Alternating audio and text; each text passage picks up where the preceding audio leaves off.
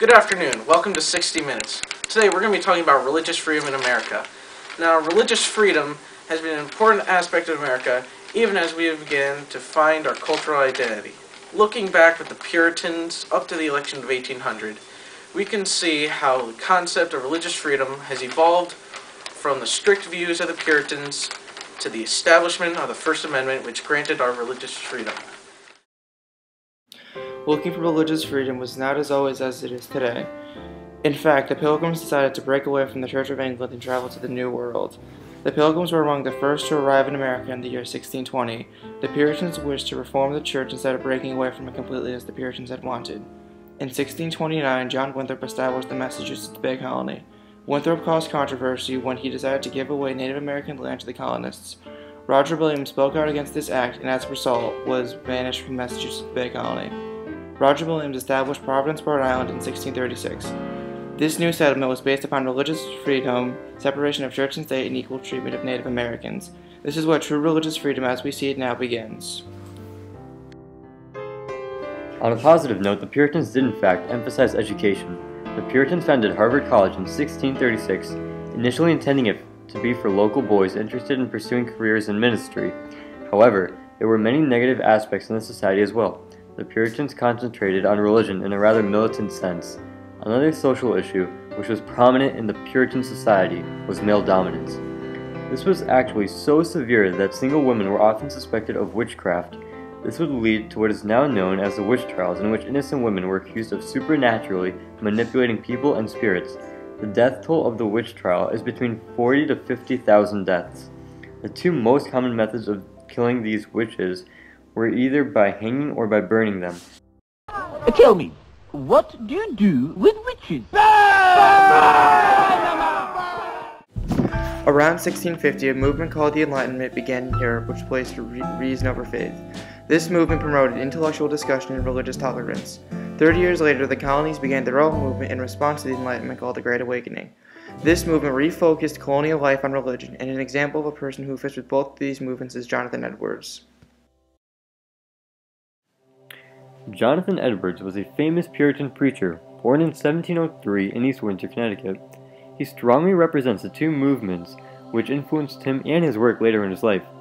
These movements were the Great Awakening and the Enlightenment. He was not only a faith fanatic, but also a man of reason. By the age of 12, he was able to speak Latin, Greek, and Hebrew fluently. At the age of 13, he entered Yale University and later graduated as the valedictorian of his class.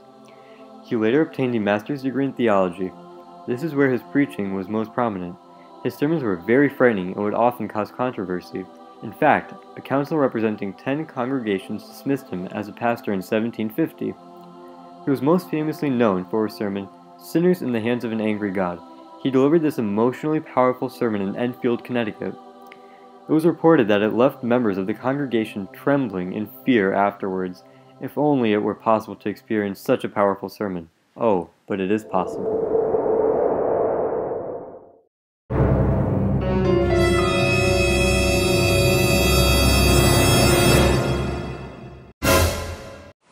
This is the case of every one of you that are out of Christ. That world of misery, that lake of burning brimstone, is extended abroad unto you. There is a dreadful pit of the glowing flames of the wrath of God. There is hell's wide open, gaping mouth, and you have nothing to stand upon, not anything to take hold of. There is nothing between you and hell but the air. It is only the power and mere pleasure of God that holds you up. You probably are not sensible of this. You find you are kept out of hell, but do not see the hand of God in it. But look at other things as the good state of your bodily constitution, your case of your own life, and the means you use for your own preservation.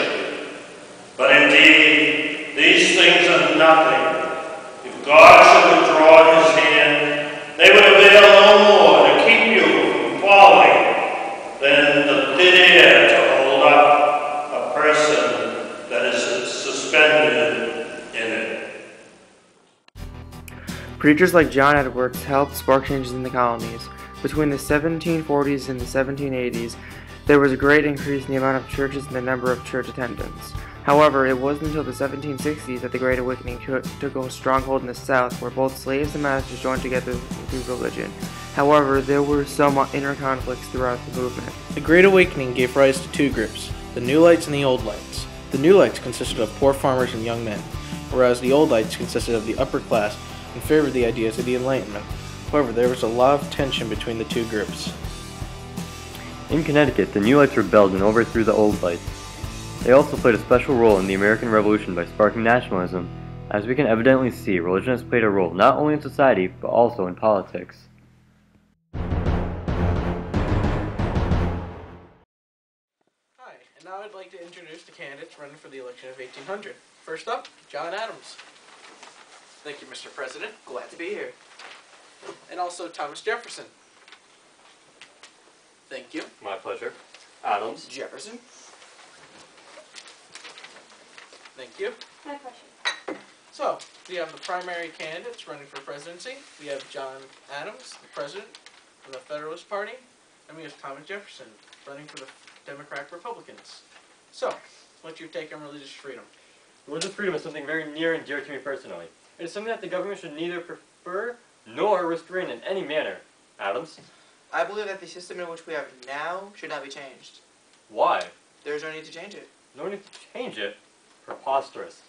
I am a proponent and advocate of religious freedom in every sense, and I included this in the Virginian Bill of Rights, which I have right here. Convenient.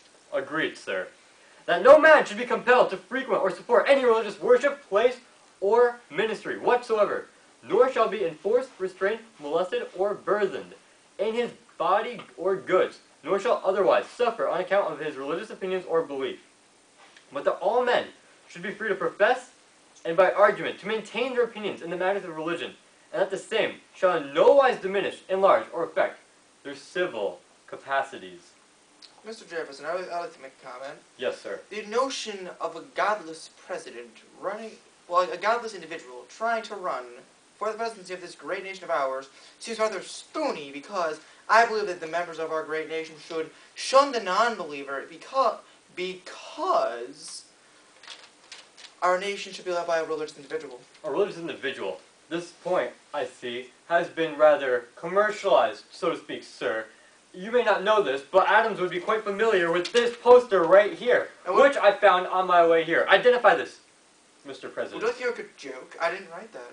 You didn't write this. So why would you associate it with me? Because here it is advertised, God and a religious president, obviously referring to you, or Jefferson and no God. But that doesn't mean I wrote it. No, but religion is playing a role in this election, and it should not be in any matter. Sir, back to your question. My apologies. Alright. Good points. Now, on to the next question. Why do you want religious freedom include the Bill of Rights? Why? Why not? Religious freedom is something which our Federalist president here wished not to include. Aaron Burr and myself traveled down to Virginia during his presidency, which was a complete failure due to passments of such acts such as the Alien and Sedition Acts, for example. I, as president, would completely repeal these preposterous acts, which diminish and dehumanize every citizen, down to their last core. I am for religious freedom to be spelled out in a document, such as the Bill of Rights, which Mr. Adams would not have included, being a Federalist, whereas I am not. Adams? I can't think of anything to say. Therefore, Adams, you are incorrect, I'm afraid to say. What is all this ruckus? Abigail, go back to the children. Shun the atheist puppy. Don't mind her. She's a little nutty. Thank you, sir, for having us here. Well, that was a good debate. I wish the best of luck to both of you. Thank you.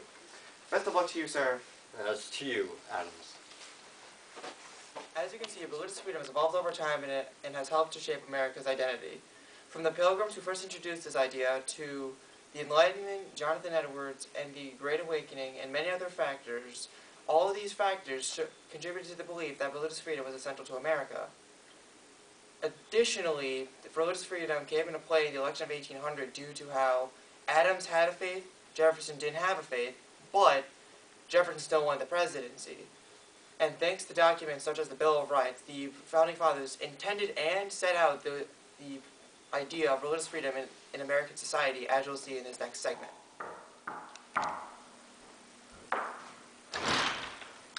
Hey, I'm Joe. Have you heard the good news? Thank you. Oh, didn't hear you come in. Hello, I'm Alex and I'm an atheist. Assalamu alaikum warahmatullahi wabarakatuh.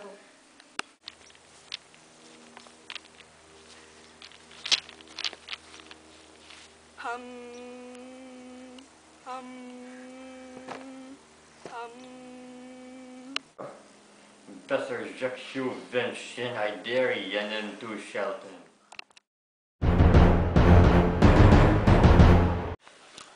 The government has no right to take my whiskey. It's my whiskey. My whiskey. They have no right. More beer.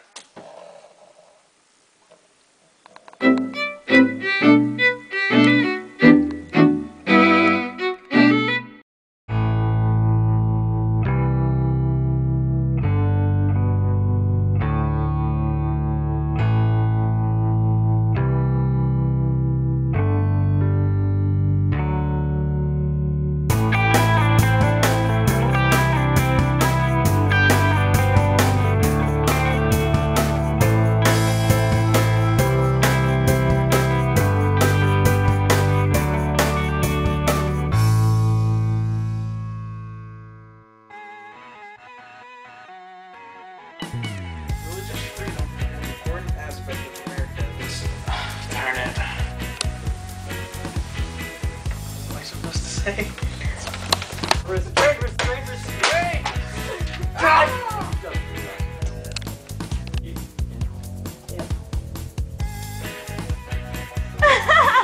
It'd be a mess! Sorry, guys. Damn it! I got it! I know. Wow. Now I'd like to welcome our first guest. I didn't know he started.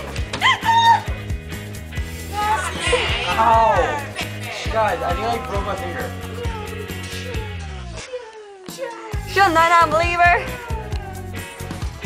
and the interviewer, and John Adams over there. As you can see, religious freedom has evolved over time, and